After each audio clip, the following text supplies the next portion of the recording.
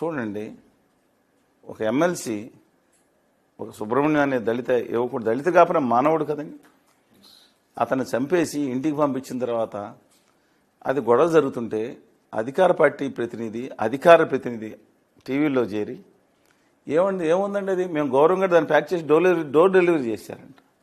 ఏమైనా food item అండి అది? ఎంత హీనంగా ఆయన మాట వచ్చిందనుకోండి, సరే తర్వాత సరించు అలాంటి మనుషులు చేసుకోవాలి. ఇది అహం అంటారు.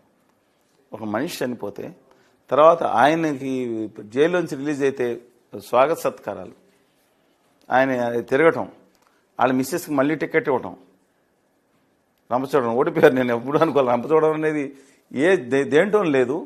బట్ అక్కడ సిపిఎం పార్టీ పోటీ చేసి దాదాపు 22,000 23,000 ఓట్లు చీల్చుకుంది రంపచోడవరంలో. చూశారు మీరు? సరే, అందుకని ఇవన్నీ కూడా త్రిమూర్తులుగా టికెట్ ఇవ్వటం, ఇవన్నీ కూడా అక్కడ దళితులు అలాగే కోనసీమలో రెండు వర్గాలు ఒకటైపోయినాయి. ఎప్పుడు తరతరాలుగా అక్కడ గత 100 సంవత్సరాలుగా బ్యాటిల్ జరిగింది, యుద్ధాలు జరిగినాయి, చనిపోయారు కూడా. వర్గపోరు ఉండేదండి అక్కడ కోనసీమలో. అట్లాంటిది ఈయన ఏకం చేశాడు. దాన్ని దాదాపు 100 సంవత్సరాల నుంచి మిగతా వాళ్ళు సాధ్యం కాని వాళ్ళని ఈయన ఏకం. అన్ని సెక్షన్స్ అండి, ఉపాధ్యాయుల మీద వేధింపులు, దాంతోపాటు అంగన్వాడీ వర్కర్స్ని డిస్మిసల్ ఆర్డర్స్ అండి. మనం మాట్లాడుకున్నాం లాస్ట్ టైం. ఎంప్లాయీస్ని మళ్ళీ వస్తాం అంటే చెవిరెడ్డి భాస్కర్ రెడ్డి గారు లాస్ట్ టైం కూడా ఎంప్లాయీస్ని బెదిరించారు, మేము వచ్చిందా చూసుకుంటామని. సరే, ఇప్పుడు వీళ్ళు దాని మీద కేసు కూడా బుక్ చేస్తున్నట్టున్నారు, బెదిరింపులు చేస్తే ఊరుకోమని. సరే, ఏది ఏమైనా అంటే ఏముంది, అహం బ్రహ్మస్మి చెప్పాను కదండి. ఎవరికన్నా అబ్సల్యూట్ కరెక్ట్. ఇవాళ ఇప్పుడు అధికారంలోకి వచ్చిన ఇంకోటి కూడా చెప్తున్నానండి, రాష్ట్ర అభివృద్ధి అంటే కేవలం బట్టన్ నొక్కుడు కాదు.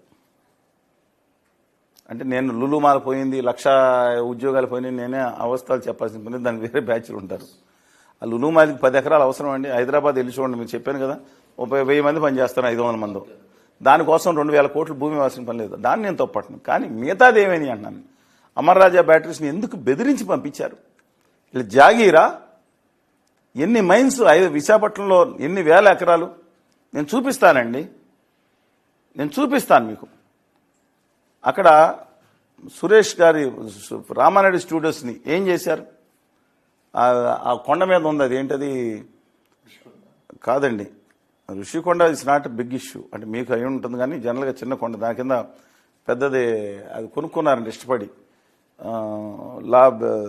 బే అని ఒకటి ఉంటుందండి, పెద్ద కొండ. దీన్ని కొట్టించి గవర్నమెంట్కి ఉంచారు. ఇప్పుడు దీన్ని కొట్టించి గవర్నమెంట్ కన్నా ఉంచారు. ఇది గవర్నమెంట్ ఆస్తే కదా, అది ప్రైవేట్ ఆస్తి. కొండలు ఎన్ని చేశారు? ఇవన్నీ కూడా నేను అనేది. కాకపోతే దీనికోసం మనం బూతులు తిట్టక్కర్లా. ఉద్యమం లాస్ట్ టైం వచ్చి చాలా మంది టీవీలో చేరి బూతులు తిడితేనే ఉద్యమం కాదండి. Yes please. ఏ కాన్స్టిట్యున్సీలో చూసినా కానీ దాదాపు 20,000 పైచిలుకు మెజార్టీ, 1,00,000, 2,00,000, 3,00,000, 4,00,000. విజయవాడ 2,89,000 మెజార్టీ అంట. 4,20,000 మెజార్టీ. 4,20,000. ఆయన ఎంత రోడ్డు పేరు తెలుసండి మీకు? బాలకృష్ణ అల్లుడు. సరే, బాలకృష్ణ అల్లుడు అని కాకపోయినా మీకు బాలకృష్ణ గారి ఫ్యాన్ తెలుసు కాబట్టి, ఆయన ఎంఎస్ మూర్తి గారు మాజీ ఎంపీ గారి గోల్స్వాటి మూర్తి గారు మనవడు అండి. సరే, కావూరు సాంబశివరావు గారు మనవడు, కేంద్ర మంత్రి గారు. సరే, పక్కన పెడదాం. ఆయన ఎంత రోడ్డు పేరు తెలుసా మీకు? 2019లో 4,000 ఓట్లు. జేడీ లక్ష్మణ్ 2,88,000 ఇచ్చారు, 4,000 ఓట్లు. ఇవాళ 4,20,000 ఓట్లు వచ్చింది మెజార్టీ. ఇవాళ అసలు ఉత్తరాంధ్రలో మొత్తం పాడేరు అరకు ఈ రెండు తప్ప మొత్తం 34 సీట్లలో నేను 25, 27 వస్తుందా, 25, మ్యాక్సిమం 25 అనుకున్నామండి. కూటమికి 32 సీట్లు వచ్చినాయి. ఈస్ట్ వెస్ట్ గోదావరి చూస్తే వైట్ వాష్ ఏంటండి? అంటే మాది వరద గోదావరి, ఎప్పుడు మాది వరద గోదావరి, వెస్ట్ గోదావరి వరద గోదావరి, అన్ని గోదావరి క్లీన్ స్వీప్ కంప్లీట్గా. ఒక విశాఖపట్నం అలాగే ఒక సీట్ తప్ప మొత్తం అంతా వచ్చినాయి. అంటే ఓన్లీ అంటే ఇక్కడి నుంచి తీసుకుంటే, మీరు ఎక్కడ ప్రకాశం జిల్లాని తీసుకుంటే పైన ఎక్కడుందండి? ఎత్తుక్కోవాల్సిందే, రాయలసీమలో వచ్చినాయి. బట్ ఒకటి మాత్రం ఆలోచించాలి, 4వ సీట్ ఎంపీ కూడా చూస్తున్నాను, 26,000 గురుమూర్తి గారిని వచ్చిందండి. దాంట్లో దాదాపు అన్ని కాన్స్టిట్యున్సీలో కూటమి నెగ్గింది. తిరుపతి టౌను ఇలా వరుసగా ఒక దాంట్లో మాత్రమే వైకాపా వచ్చినట్టుంది, కానీ మెజారిటీ వస్తుంది. అంటే సంథింగ్ ఇవాళ 3 స్థానాలు వచ్చిన 3 పార్లమెంట్ సీట్లు, అది కూడా బొటాబొటీ మెజారిటీతో నెగ్గారు. ఆయన ఎవరు, మన గల్లా జయదేవి గారు కూడా బొటాబొటీ మెజారిటీ, అలాగే కేసీ నాని గారు, అలా వాళ్ళందరూ కూడా. ఈసారి మరి 4 సీట్లు ఎలా వచ్చిందంటే ఓటు కొంచెం అంటే ఇది ఇబ్బంది జరిగినట్టుంది, ఏది చూసి వేయటంలో. కానీ జనసేన కళ్యాణ్ బాబు గారి విషయంలో మాత్రం ఓడిపోతాం. మనం ఎట్టి పరిస్థితులు నెగ్గుతారు. 30-40 వేలు అనుకున్నాం. సరే, తుఫాన్ వచ్చినప్పుడు సునామీ వచ్చినప్పుడు ఆ గాలికి తోడైందండి. ఆయన్నే వాడగొడతామని చెప్పేసి అక్కడ మిథున్ రెడ్డి గారిని చెప్పి గవర్నీలు ముద్రగడ పద్మనాభ స్వామి గారు అని పేరేంటండి, పద్మనాభం, గవర్నీలు పద్మనాభం గారు అన్నారు. వీళ్ళేమో టీడీపీ వాళ్ళు నామకరణ మహోత్సవానికి ఏర్పాటు చేశారంట అని అన్నారు. సరే, ఆయన్ని మిథున్ రెడ్డి గారిని అందరినీ అక్కడ మోహరించారు. అక్కడ వరం గారికి ఎన్ని ఆఫర్లు చూపించారు. డిస్పైట్ ఆల్ దీస్ థింగ్స్ 70,000 ఓట్లు, మొత్తం 21 మంది జనసేన క్యాండిడేట్లు హైయెస్ట్ ఓటు వచ్చింది. ఓట్ ట్రాన్స్ఫర్ బాగా జరిగిందండి. జనసేన, తెలుగుదేశం పార్టీ, బీజేపీ కూడా ఒక సమిష్టి కృషితోటి.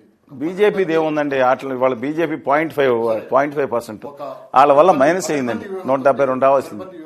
కలిసికట్టుగా పనిచేయడం ఇంత పెద్ద విజయానికి కారణం. అందులో పవన్ కళ్యాణ్ గారి పాత్ర అత్యంత కీలకంగా ఇక్కడ పనిచేసినప్పుడు, ఎందుకంటే ప్రభుత్వ ఓట్ బ్యాంకింగ్ మేము చేయాల్సిన ఎట్టి పరిస్థితుల్లో మేము కలిసి ముందుకెళ్ళడం సిద్ధంగా ఉన్నాం. జగన్ అదం పాదాలకు తొక్కుదా అని చెప్పి ప్రతిసారి శబ్దం చేయడం జరిగింది. సో మొత్తం మీద ఇవాళ ఇంతటి విజయం వచ్చి ఉండేది కదా. ఎవరన్నా పోటీ చేసినా జగన్మోహన్ రెడ్డి గారు ఓడిపోయి ఉండేవారు. No second thought. ఇంతటి విజయం రాదు. ఎవరైతే నెగ్గుతారో జగన్ గారిని వాళ్ళకి ఓటేసేస్తారు. సింపుల్ ప్రాతిపదిక అండి ఇది. అందువలన ఇంతటి విజయం రాదు కూటమి గెలపోతే. ఇది ఆశ్చర్యకరంగా కనపడుతుంది నాకు. ఎందుకంటే రాయలసీమలో నేను చెప్పాను, ఇక్కడ బాగుంది కానీ రాయలసీమలో మోడీ గారు వచ్చిన తర్వాత ఆయనకి 20 సీట్ల నుంచి 20 సీట్లు అనుకున్నాం. 30 సీట్లు మినిమం వస్తాయనుకుని కూడా మాట్లాడిన మాట వాస్తవం. కొంత కానీ ఆ మాస్ కింద అంటే ముస్లిం మైనారిటీలు మాత్రమే ఇప్పుడు 30%, 35% ఎంత వచ్చింది తెలియదండి. ఫైనల్ ఫిగర్స్ రావాలి. అయిన తర్వాత ఎందుకు వచ్చిందండి అంటే ఒక భయంకరమైన వ్యతిరేకత వచ్చిందండి. ఇది సునామీ ఏనండి, తుఫాన్ కాదు. ఆ సునామీలో అనేక చెప్పాను కానీ ప్రతి ఆ బాధితులు కానీ వర్గం లేనట్టుంది. అందరూ ఒకటయ్యారు. భవన నిర్మాణ కార్మికుల దగ్గర నుంచి ప్రతి వాళ్ళు వర్గం. ఇప్పుడు యాక్చువల్గా కళ్యాణ్ బాబు గారి దగ్గర ఆయన వర్గం అంతా ఉందని కూడా అనుకుంటానికి వీల్లేదు ఒకప్పుడు. కానీ నాని గారు లేచి నాయుడు, మిస్టర్ పవన్ నాయుడు, నాయుడు గారు అంటారు, మన నాయుడు మొత్తం అందరినేనండి కులపరంగా వీళ్ళు చేసి ఆ దిక్కుమాలిన ప్రశాంత్ కిషోర్ తీసుకొచ్చిన నీచ నికృష్ట అధమాధమ రాజకీయాలని ఇవాళ కోడికత్తి కానీ 37.5 మంది డిఎస్పీలు ఎలక్షన్ కమిషన్ ముందు మాట్లాడి 37 అంటే ఇంకో నర ఆవిడెవరో ఇద్దరు జాయింట్ నర కూడా అని మాట్లాడిన ఒకసారి వీడియో చూసుకోండి. అలా మాట్లాడి తీసుకొచ్చి కులపరంగా రెచ్చగొట్టి అన్ని విధాలు చేయటం చాలా అన్యాయం. కానీ దీంట్లో ఒకళ్ళని చెప్పుకోవాలండి, లోకేష్ గారిని మనం మాట్లాడుకున్నాం. చంద్రబాబు నాయుడు గారు ఓడిపోయిన తర్వాత చంద్రగిరి సొంత కాన్స్టిట్యున్సీలో 83లో ఓడిపోయారు. తర్వాత 89 9వ ఎన్నికయ్యారు. ఆయన బుచ్చ చదువు 7వ ఎన్నికైంది నిన్న. సీనియర్ మోస్ట్ చంద్రబాబు నాయుడు గారు. ఆయన కుప్పంకి మారారు. ఆయన వర్గం లేదు అక్కడ. ఆయన బాలకృష్ణ గారు వర్గం లేకపోయినా వాళ్ళ నాన్నగారు కాన్స్టిట్యున్సీకి వెళ్ళారు. కళ్యాణ్ బాబు గారు అన్ని చూసుకుని ఈసారి కనుక ఆయన తొక్కేసేయాలని జగన్ గారు చూస్తున్నప్పుడు ఆయన అసెంబ్లీ ఉండి తీరాలి యాక్చువల్గా.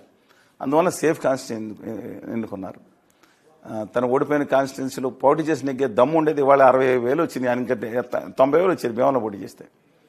మరి అడ్వైజర్ భీమవరంలో పోటీ చేస్తే అంజిబాబు గారికి ఎన్ని వచ్చింది, 63,000 అంత మెజార్టీ వచ్చినట్టుంది, గుర్తులేదు, 63-69.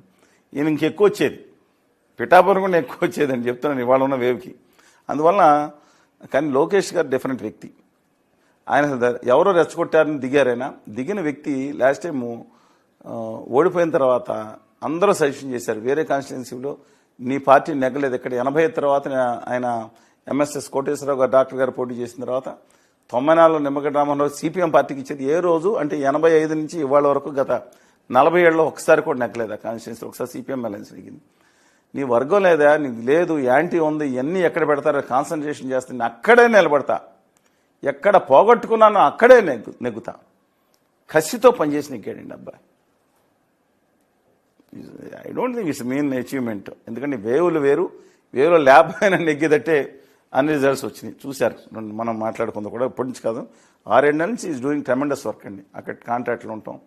ఇవాళ కూడా మంత్రి పదవి తీసుకొని కొన్ని రోజులు అంటున్నారంట.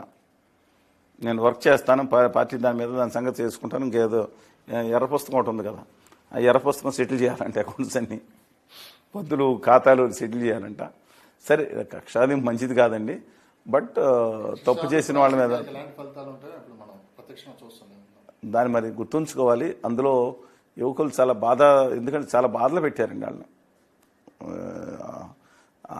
టీం తెలుగుదేశం పార్టీలో పనిచేసే టీం పెట్టి వాళ్ళు కూడా ఇప్పుడు దీన్ని తీసుకుని చేసుకుంటే మళ్ళీ మీరు అన్నట్టు ఫ్యూచర్లో ఇది పెద్ద కాదు, విజయం భూషణం అవ్వాలి. భూషణం అంటే ఒక ఆభరణం అవ్వాలి మనకు. అది ఎవరికైనా సరే అది గుర్తుంచుకుని తాము ఇస్తానన్న కార్యక్రమాలు అమలు చేసి కూర్చుంటే 10 కాలాల పాటు రాజ్యాంగం ఉంటారు. చంద్రబాబు నాయుడు గారు కొంత తెలుసు, కానీ జగన్మోహన్ రెడ్డి గారు తన ఇస్తాన నవరత్నాలకి ఇంకో దశరత్నం యాడ్ చేసుకుని ఆ అమరావతిని జాగ్రత్తగా ఉన్నట్టు 70 ఫ్లోర్ల బిల్డింగ్ కట్టక్కర్లా, జాగ్రత్త చేసుకుంటూ ప్రత్యేక విభజన హామీ తీసుకొచ్చి పని చేసుకుంటే 20 ఏళ్ళు అధికారం ఉండేవారు నేను.